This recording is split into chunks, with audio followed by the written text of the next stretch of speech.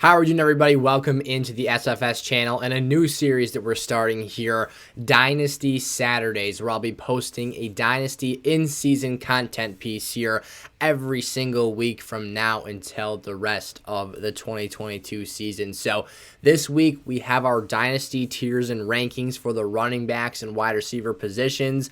I'll be breaking down my top 30 players at these spots. This video in particular being the running backs here for Dynasty as I see it at this current point in time here. So a quick announcement in news for those of you guys that are watching today as my typical redraft audience.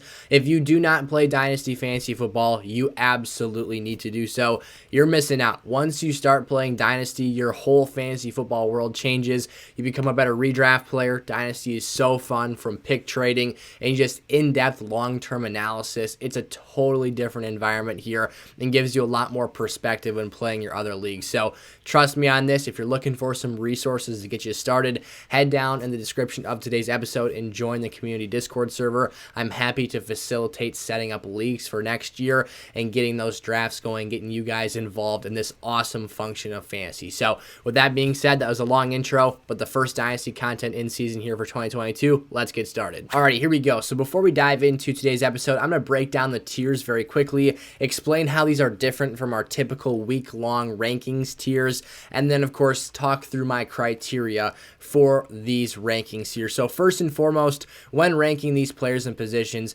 Dynasty is incredibly subjective. Everyone views players' long-term value in a different manner. Some players have a greater emphasis on short-term value because they like to switch things up and trade guys and are constantly flipping assets. Other players like to hold guys for longer periods of time. Whatever the case might be, in particular for these ranking styles episodes, I'll be valuing these players more so for talent and longevity, so placing a high emphasis on youth here and using that as a heavy staple. So in a lot of cases, you'll see me valuing these younger players with a lot of upside over some of the older assets that are valuable redraft players and are definitely, the pieces you want to push your chips to the middle of the table and win this year. But that's not necessarily the way these rankings are going to go, in the sense of the guys helping you win championships now might not be as high on the list as you'd expect them to be here. So that's first and foremost. Second of all here, the S, A, B, C, and D tiers is what we'll be using for today's episode. This is the standard here on Tier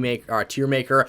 Usually I make my own categories for RB1s, 2s, 3s, and 4s, stuff like that, elite level solid players. You guys have seen those types of videos before. If you haven't, you should go check them out. But in this episode, I'm going to be keeping things a bit more generalized here because every player has their own unique value, and that's really going to kind of make it difficult to put them in niche position groups like we do in those other episodes. So thanks for bearing with me, you guys. If you're excited to get into today's episode, smash that like button before we get started, and let's dive into my S tier here, or the most valuable players in leagues this season. All right, after all that in the intro, I realized that at the very end of that segment there, I said this season. Once again, you guys, this is not for this season. This is for, my Dynasty rankings at this point in the season here, but again, the big picture goes far beyond 2022 here. So this is our three-man S tier here, a very slim category, but I truly believe that these are the most elite assets to have right now in your Dynasty platform. So starting off here, if you want the numeric rankings, simply follow today's episode left to right,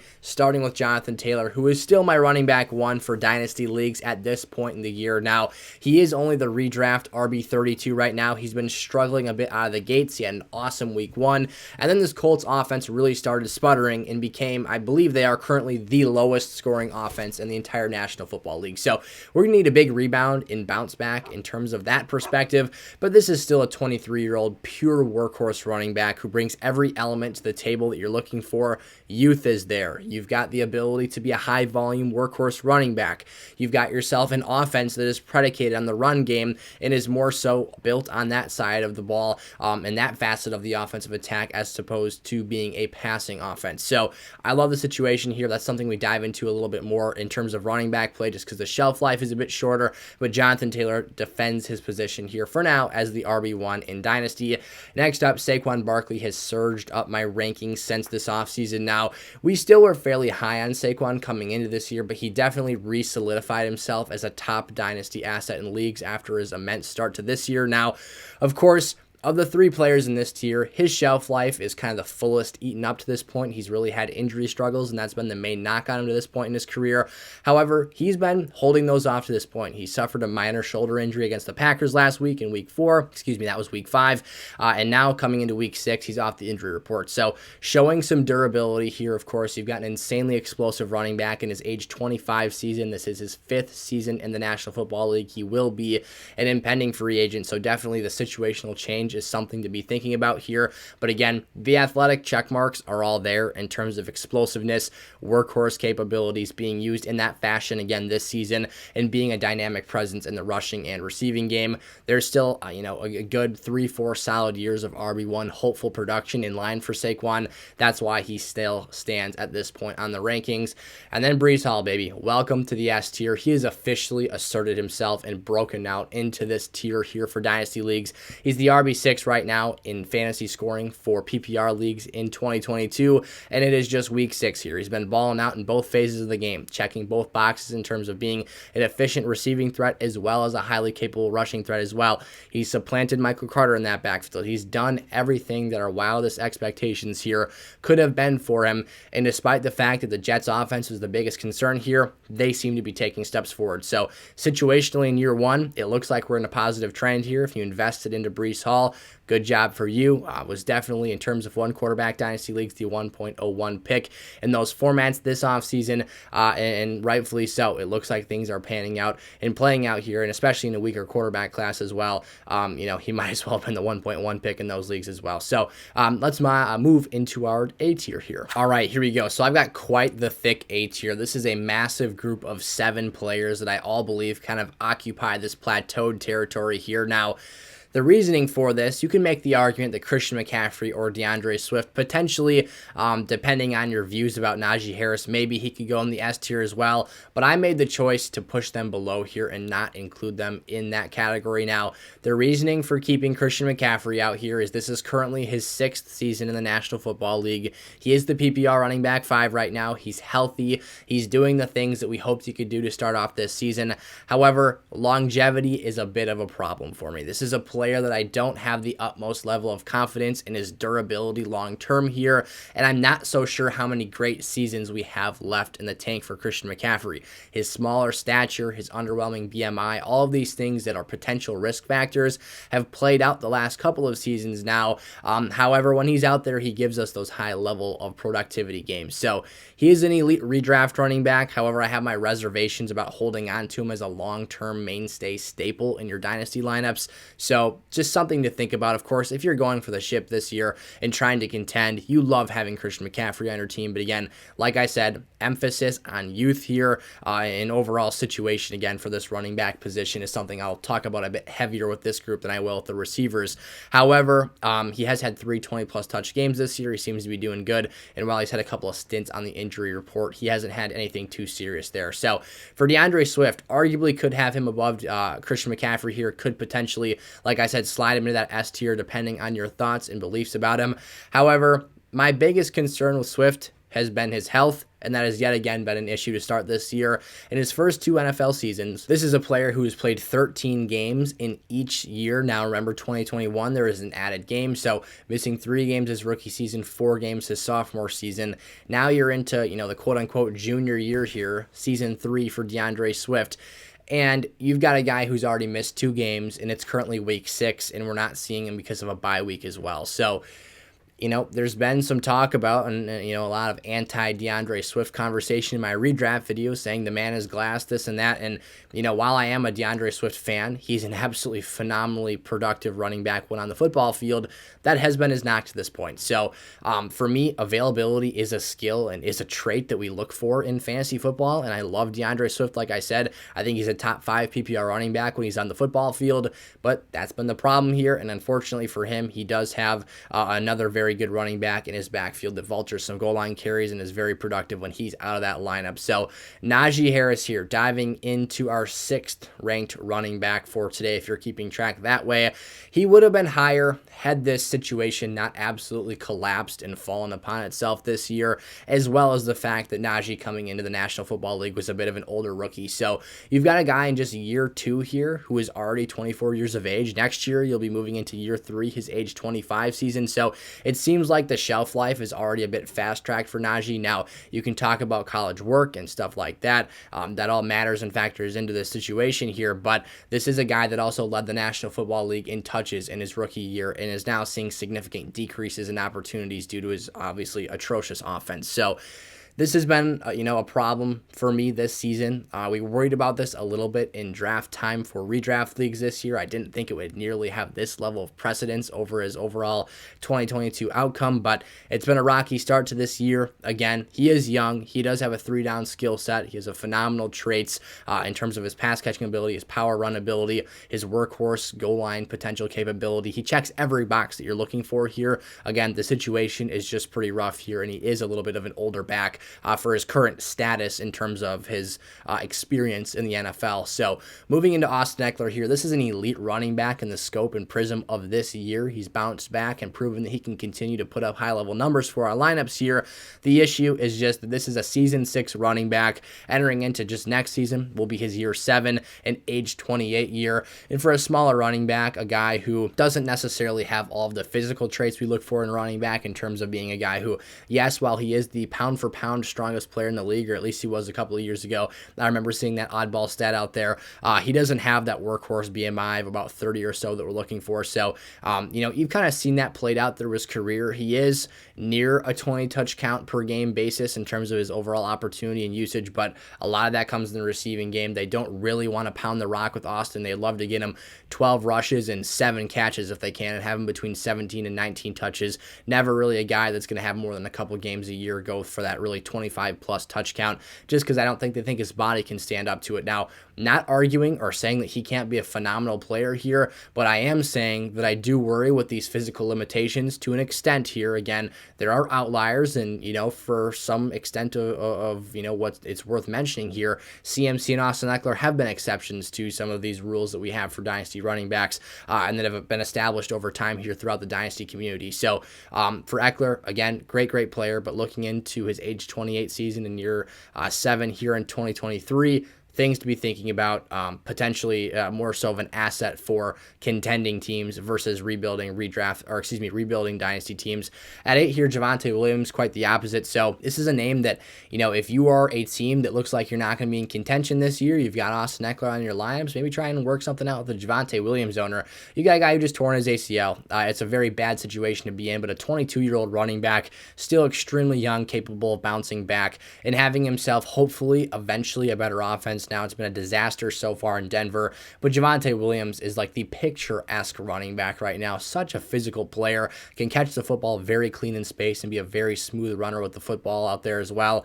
I love everything about his game. He's got the draft capital, of course. Now, we haven't seen Denver fully commit their backfield to him, bringing Melvin Gordon back again here in 2022.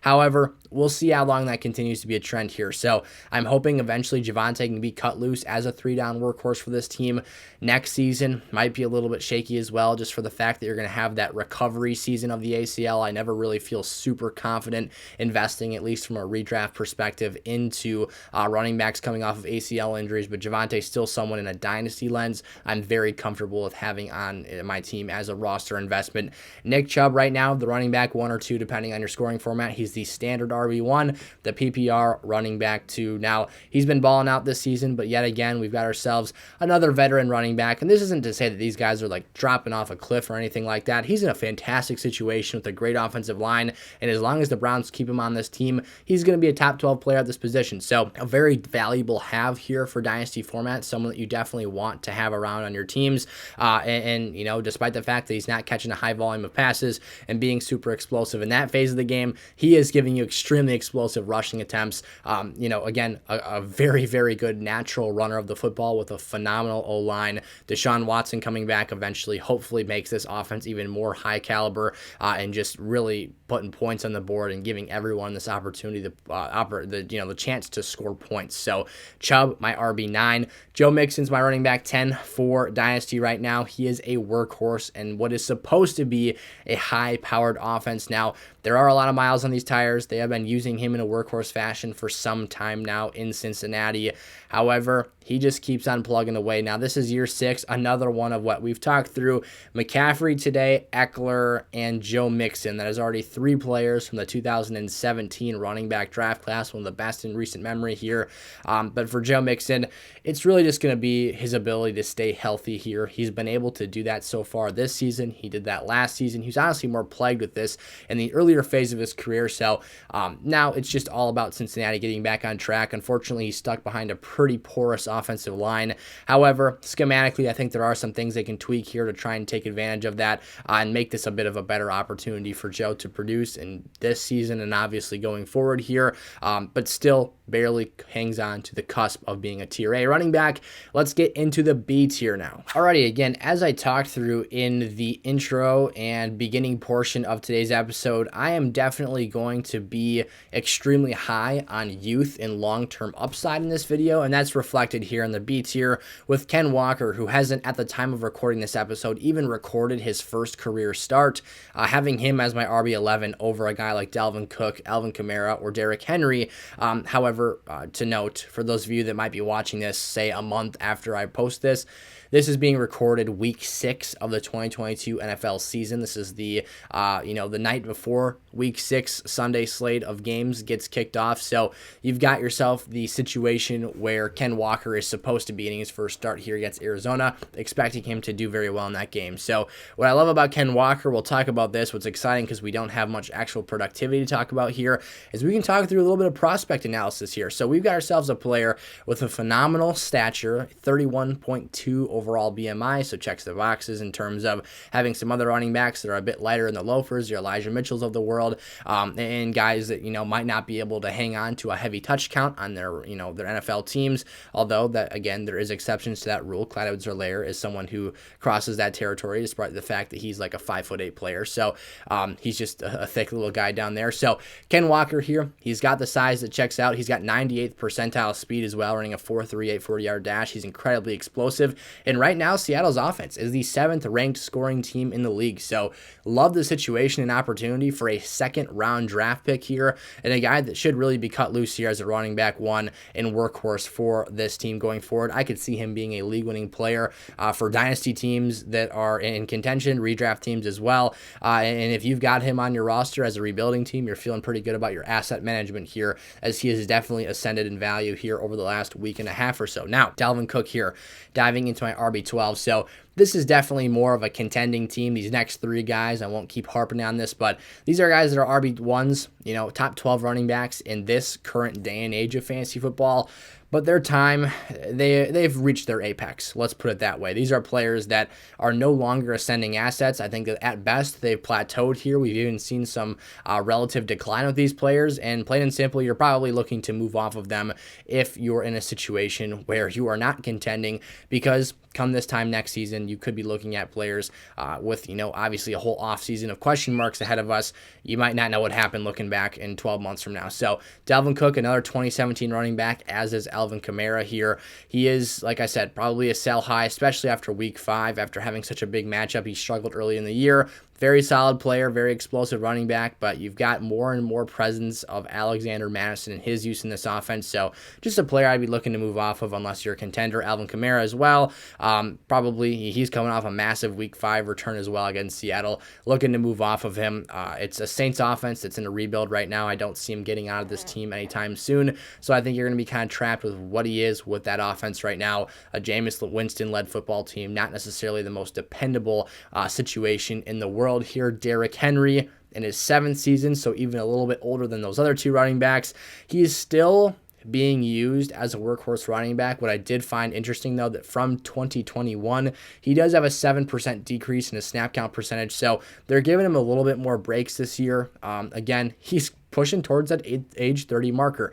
I'd be looking to move off of him if you can. King Henry's been putting up great numbers from a redraft perspective, but overall, a veteran player and definitely a very established player at that, but not necessarily the best long-term asset here. Travis Etienne giving us some opportunity now to talk about a bit of a younger player. Now, Travis, I'm still clinging on to this upside in the draft capital investment made back into him by the Jaguars in the 2021 NFL draft. So what you've got here is a former first-round pick, a guy who's extremely talented catching the football, very good in space, the most explosive of the two running backs for this Jags offense. The issue is that at this time, so the last 2 weeks, we've seen him get a higher snap count percentage than J-Rob, but we don't have a clear running back one in this backfield anymore. So I'm hoping he can take over the work and just go full steam ahead for the rest of the season. That is yet to be seen, though, at the time of recording this episode. He could push himself into a different territory, maybe not get completely out of this tier, but definitely progress his way up the list because he does have that longevity on his side,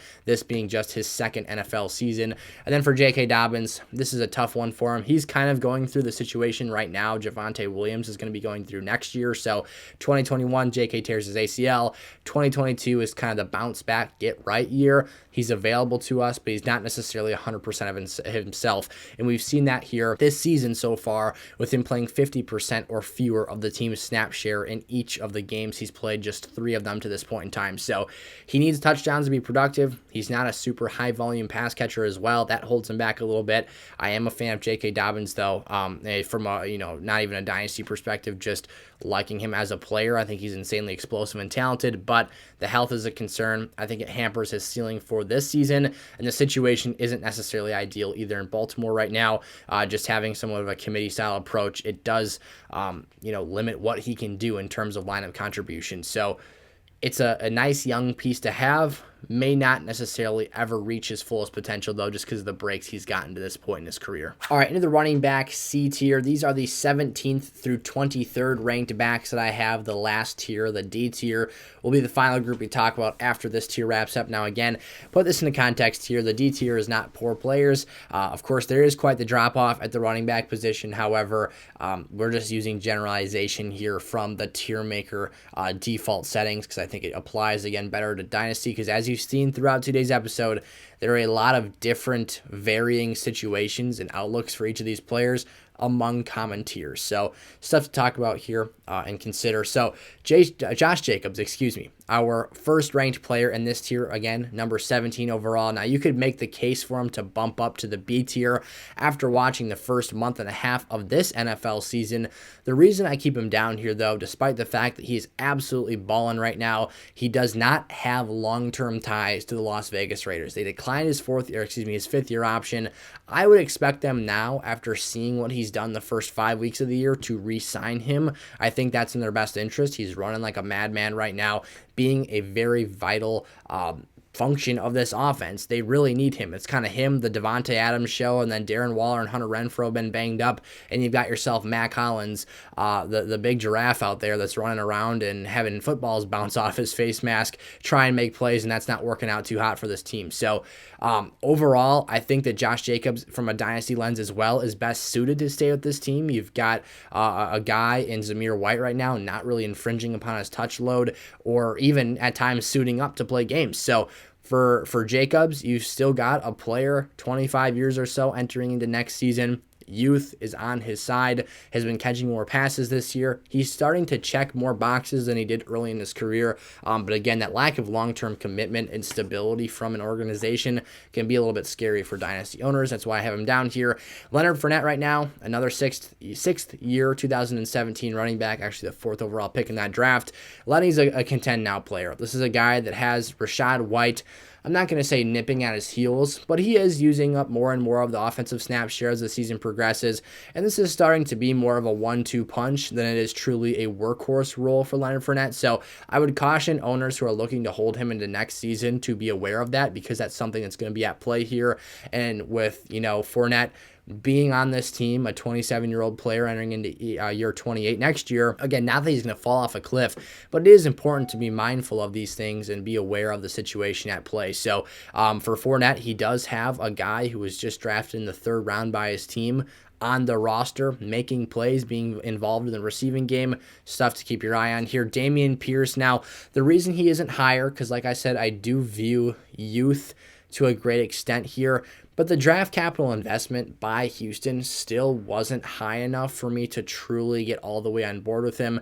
And his usage as well is something that's a little bit troubling. Now, this is kind of a comparable situation, but to a lesser extent to what we see with Elijah Mitchell. Now, these guys, the Texans that being, aren't just running backs into the ground and totally beating them up like they do to Elijah Mitchell, who just doesn't have the bodily infrastructure to be able to handle consistent 20-plus touch per game levels of usage. But for Dameon Pierce here, he hasn't been catching a high volume of passes. He was the 107th pick, which is on the cusp of being in the territory we look for. Roughly the top 100 or so picks. If you figure you've got 32 picks in each round, if you were to standardize it and make it actually like an even fixed rate per draft round here, so assume you've got 32 picks, one per team in rounds 1 through 3, that would give you 96 picks. You add in a few compensatory picks there and make that about 100 or so. Again, it's just an estimation. So you've got 7 more picks there to get to 107. There is compensatory picks that make that number higher and not a perfectly fixed rate. For those of you wondering what the heck I'm talking about right now, basically when a player, you can put tags on them, so or in various restrictions. So if you don't want to pay your guy a ton of money, this is outside the box. Some of you probably don't care about this, but if let's say you had an undrafted free agent, this is the type of players you can do it with. You can put a draft pick level of like security on them. So let's say you want to sign James Robinson. This is a good example here. I'm not 100% sure if this is exactly how it works. I'm just going to try and simplify this for you guys because what I'm saying might not be 100% correct here. But let's say you put a first round tag on James Robinson, again, because he's an undrafted player. You can't do this with normal guys, but you put a first round tag on him and sign him for $3 million. Then any team in the league can match or exceed that offer and pay him more money, but then they have to give you their first round pick. So that's one way compensatory picks work. Another is if they walk in free agency and you get no money from them, so or no value, obviously, because they left your team. So you can get fourth round compensatory picks from players and all that stuff, again, if they leave your team in free agency. A bit of a random rant and tangent there, but that's how you get to pick 107 despite being in the third round. So for Dameon Pierce, it's just a lack of draft capital investment. They aren't super tied to him if they were to draft another player. Now, I hope they don't. He's been an awesome investment for this season. But again, something to think about moving forward just in terms of his overall commitment to him from the front office. David Montgomery here, my RB20. He's in a contract season this year. Bad offensive line. Khalil Herbert's on the team. Just, again, factors at play that make this a little bit less advantageous than it potentially could be. Now, he's a phenomenal 3-down running back, a guy that can be used in the passing game, a guy that can be used in goal line and short yardage situations. Wow.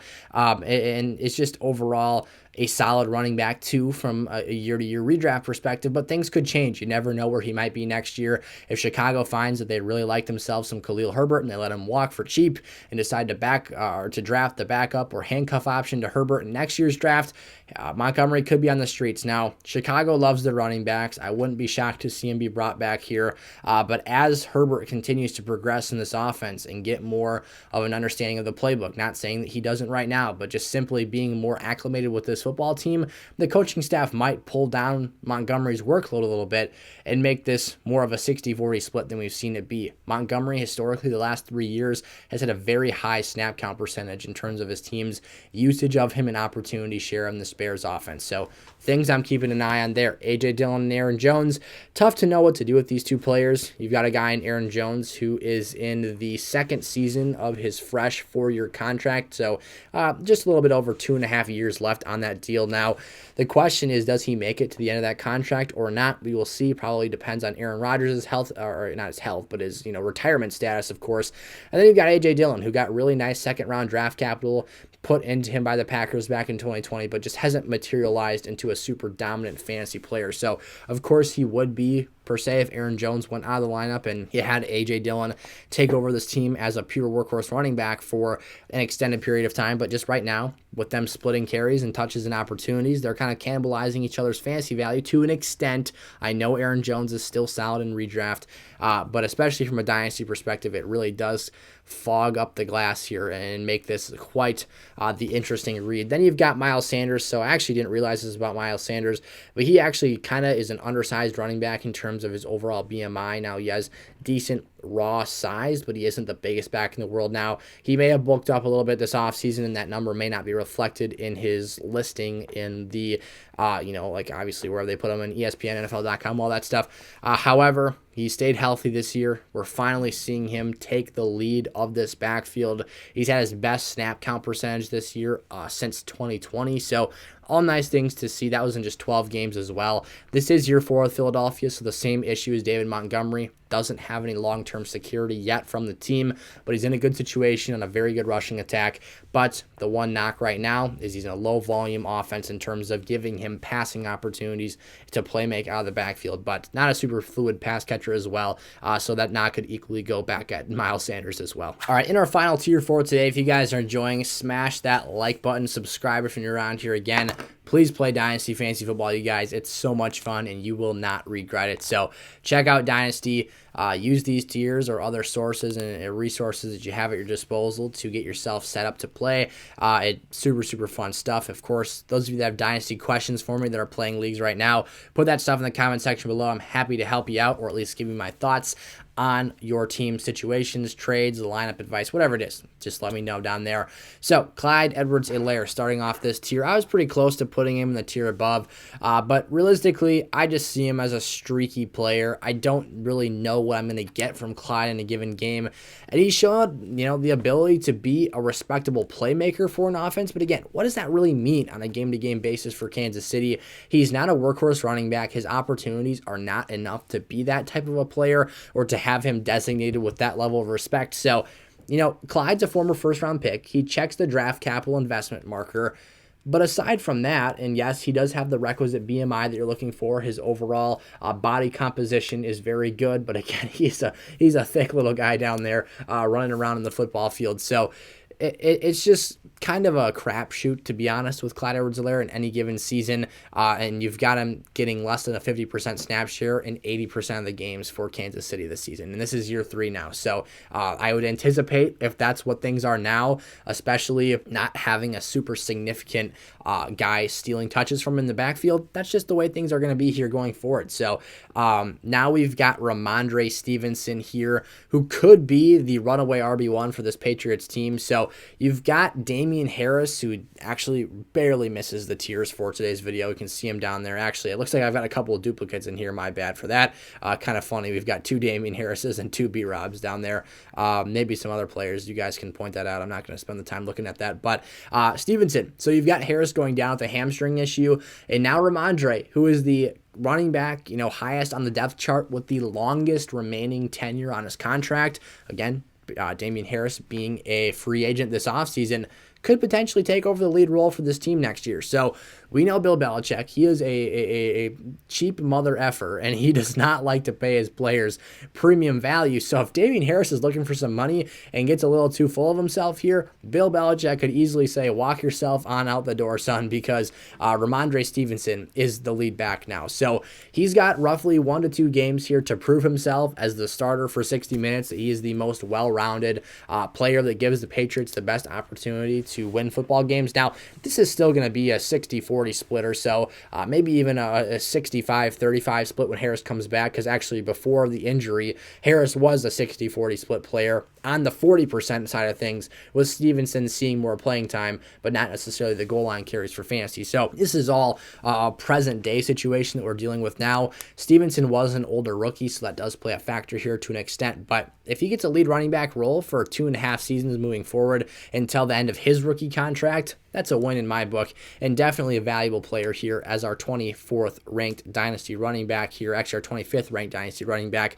Elijah Mitchell is up next here, so we've got ourselves a situation with Mitchell where, like I talked about, he doesn't have great body composition to be a true workhorse running back in this league, and we've seen him get banged up in both seasons. He missed 6 contests, I want to say, his rookie year. He's already missing 8 this season. It's been a rough ride for him, and now some of the stuff is out of his control, but you would like to see higher levels of durability, and that is a concern here. Kyle Shanahan is going to plow his running backs into the floor and into the ground and use up their value until the very last ounce of it is gone. So with other guys stepping up, Jeff Wilson's playing good. You've got TDP back there still. Jordan Mason's on this team. You just never really know who's going to be the guy for this team. San Francisco, I think it was 5 straight years, has had a new leading rusher. This could be the 6th year with Mitchell missing the first half of this season after getting a few opportunities in week 1. J-Rob here, an undrafted rookie free agent, our first undrafted player, I believe, in today's episode. And this is a player that, look, started out this season hot, has had 2 fantastic seasons leading up to this year. And now we're kind of to the point where we're at that apex of, has J-Rob's ceiling, kind of played out here? Is it Travis Etienne's takeover time? We don't really know the answer to that question in today's episode, but we have to assume, based off of our principles of draft capital being such a highly important value here in terms of a team's commitment to a player long-term, that Etienne is going to be taking that over and is going to be a player that eventually has the lead role for this Jags team. So unfortunately for J-Rob, that is the case. He has shown the ability to be a very competent lead running back for an NFL offense, though. Cam Akers here appears to be a lazy MFer. You see all of these reports and issues and personal things. I don't know what's going on in Cam Akers' life, so I don't want to throw real shade at him. I actually just unloaded him. I had Dynasty shares of him and got off of him. Exchanged the Rams backfield for Josh Jacobs. My team's in a bit more of a contending situation right now. But besides the point, Cam Akers, just, you see all these reports. If you don't know what I'm relating to or referencing here, rather, at the time of recording this video, he's not suiting up for week 6 due to personal issues that he's working out with Sean McVay. So to me, the context of that wording makes it sound like it's team-related usage problems, like he doesn't like his role on the team, something along those lines. Now, I could be completely wrong and totally out of bounds here, and if that's the case, I apologize. But based on what we've heard, I've heard reports that he doesn't like to practice. I've heard reports that he's not necessarily the toughest guy in the world and frequently goes down with small nicks and dings and doesn't want to take high volume touches, but at the same time he wants to be used more. It's just murky water for Cam Akers. So the reason he's on this list this high for me is because of the fact that you're getting a player that has second round draft capital investment invested into him by this Rams team back in 2020. He's a talented player, but post-Achilles just has not been anything like what we saw down the stretch of 2020 in his rookie year, and it's been pretty brutal ever since. So you're going to need some patience here with Cam Akers. I really hope things turn themselves around here. I thought he was a really exciting prospect coming into the 2020 draft, and I was thrilled to have shares of him heading out of that season in Dynasty leagues. But right now, definitely the arrow is pointed downward, and something to be a bit more pessimistic with going forward than I would have been, say, 12 months ago. Finally, our last 2 names here. Let's go James Conner. So Conner, the reason he's down so far, this is a player in his 6th NFL season, another one of those 2017 running backs.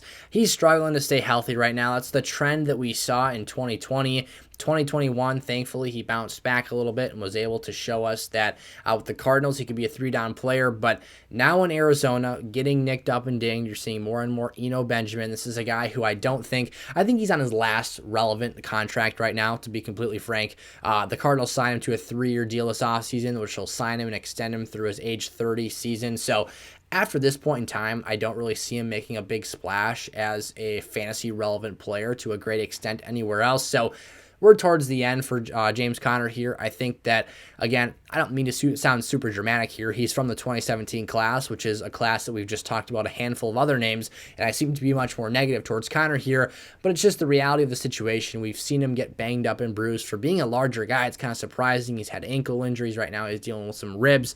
It's just been a bunch of stuff. So again, he's maybe a nice running back too for a contending team this year if he can never get healthy. But if you are a rebuilding team, definitely someone to move off of here.